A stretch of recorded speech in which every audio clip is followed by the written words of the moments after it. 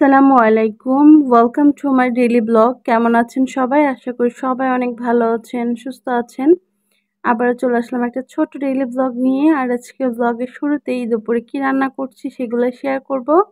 তো আজকে দুজনের জন্য ২ রকম রান্না। আমার সাহেবের জন্য হচ্ছে গরুর মাংস রান্না করে নিচ্ছি। আর আমার জন্য করে নিচ্ছি ডাল, ডিম ভুনা, মাছের ভর্তা। আমি ভাবলাম আমার জন্য একটু ভিন্ন রকমের খাবার তৈরি করি। কারণ আমার কাছে গরুর মাংসটা খেতে ভালো লাগতেছিল না। কারণ এতদিন থেকে টানা গরুর মাংস খেতে, খেতে বিরক্ত হয়ে গেছে। গতকাল তো আমি ভর্তা ভাত করেছিলাম। আর আজকে হচ্ছে আমার জন্য আমি ডিম ভুনা করে নিচ্ছি, ডাল করে নিচ্ছি আর নিয়েছি হচ্ছে একটু মাছের ভর্তা। কারণ মাছগুলো আগেই রান্না করা ছিল, তো ভাবলাম মাছগুলো নষ্ট হয়ে যাবে, ফেলে দিব। কিন্তু তরকারির সাথে মাছটা খেতে ভালো লাগতেছিল না। এইজন্য তরকারি থেকে তুলে মাছটাকে আমি আলাদা করে ভেজে নিয়েছি।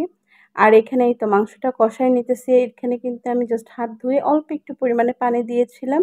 এখানে কিন্তু আমার অনেকটা সময় ধরে কষিয়ে নেব। আর তাড়াতাড়ি রান্না করার জন্য আমি সবসময় হচ্ছে গরুর মাংসটা প্রেশার কুকারে প্রেফার করি। কারণ প্রেশার কুকারে সিটি দিলেই হচ্ছে মাংসটা রান্না হয়ে যায় আর মাংসগুলো অনেক সফট হয়। যেহেতু আমার সাহেব হচ্ছে একদম সফট মাংস পছন্দ করে, সেজন্য আমি প্রেশার কুকারেই রান্নাটা করে ফেলি। অনেকেই হচ্ছে একটু শক্ত, শক্ত মাংস পছন্দ করে, বাট আমরা দুজনেই একদম নরম মাংস পছন্দ করি, যাতে হাতে চাপ দিলেই মাংসটা একদম মেল্ট হয়ে যায়। ওরকম খেতে আমার কাছে ভালো লাগে। তো এই পর্যায়ে কাঁচামরিচ দিয়ে দিলাম। তারপরে হচ্ছে আমি কুকারে দিয়ে সিটি দিয়ে দিব। কারণ কুকারে সিটি দিলে কাঁচামরিচটাও সিদ্ধ হয়ে যাবে আর মধ্যে আমি ২ টুকরা আলুও দিয়ে দিব। মাংসটার আর ভিডিও করতে আমার একদমই মনে ছিল না। আর এদিকে তারপরে হচ্ছে আমি ডিম ভুনা করার জন্য ৩ টে ডিম সিদ্ধ করে নিলাম। তো এই ৩ টা ডিম হচ্ছে আমি ভুনা করে নিয়েছি পেঁয়াজ দিয়ে। আর এরপরে হচ্ছে আমি মাছগুলা ভেজে নিলাম।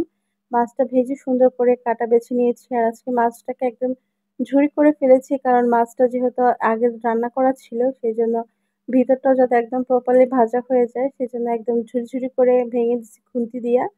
তারপরে হচ্ছে একটু পেঁয়াজ, কাঁচামরিচ আর রসুন ভেজে নিলাম। আর এরপর শুধু আমি যা, যা খেয়েছি সেগুলোই হচ্ছে ভিডিও করেছিলাম। মাছগুলোর সাথে পেঁয়াজ, রসুন, মরিচটা একদম ভালো করে মিক্স করে নিব। তারপরে দিয়ে দিব অল্প একটু পরিমাণে সরিষার তেল। কারণ এখানে কিন্তু অনেকগুলো তেল ব্যবহার করা হয়েছে অলরেডি, রান্নার তেল। এইজন্য হচ্ছে আমি অল্প পরিমাণে সরিষার তেল দিয়ে দিলাম। আর এই সরিষার তেলের স্মেলটা খুবই সুন্দর। একদম অসাধারণ একটা স্মেল, ভালোই লাগে দেখতে। মানে সরি, দেখতে না, খেতে। আর এরপরে হচ্ছে আমি মাছ ভর্তাটা দিয়ে ১ম এ অল্প একটু ভাত খেয়ে নিবো। তারপরে হচ্ছে ডিমটা দিয়ে খাবো। তো ভর্তা আসলে কিন্তু খেতে অনেক মজাই লাগে আমার কাছে।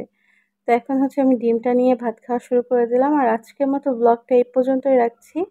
সবাই ভালো থাকবেন, সুস্থ থাকবেন। আর আমার ভিডিও যদি আপনাদের কাছে ভালো লেগে থাকে, অবশ্যই আমার পেজে একটা ফলো দিয়ে দিবেন আর কমেন্ট করে জানাবেন আজকে ব্লগটা কেমন লাগলো আপনাদের কাছে। আপনাদের সাথে আবার কথা হবে নেক্সট ভিডিওতে। আল্লাহ হাফেজ, টাটা, টেক কেয়ার।